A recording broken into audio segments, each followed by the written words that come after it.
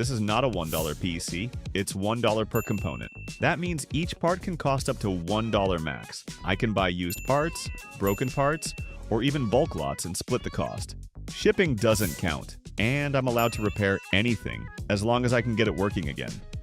And to start this build, I need the most important part, the motherboard. But there's a problem. A $1 motherboard basically doesn't exist, even broken ones. Usually still cost more than that. But then, I got lucky. I found a seller offering 5 motherboards for just $5. Sounds perfect, right? Well, there's a catch. Every single one of them is listed as not working. So now, I'm basically gambling, hoping that at least one of these boards is still alive. Because if not, this entire build is over before it even begins.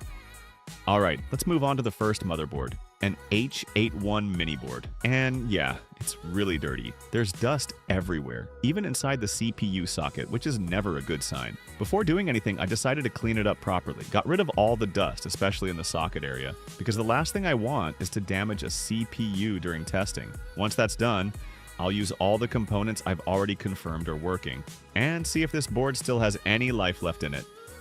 Powering it on, and what is going on? There's nothing. No lights, no fan spin, just complete silence. And honestly, boards like this are usually the hardest to fix, because when they fail like this, they're often just completely dead.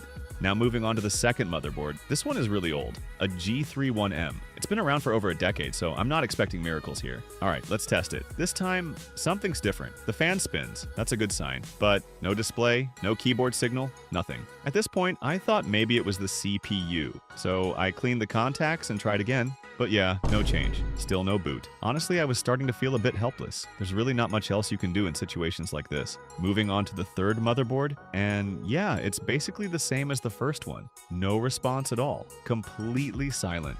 Now the fourth motherboard, an H110. This one looked more promising at first, but still, no display. Same issue, even after trying everything I could think of. Alright, last one. The fifth motherboard, and this one is a very popular model, the H81. From the outside, it actually looks pretty clean, but inside the socket, it's a disaster. Some of the pins are bent in different directions. So, yeah, time for some surgery, carefully bending the pins back into place, trying not to make things worse. Once everything looked good enough, I installed the CPU, plugged everything in, and powered it on. No way.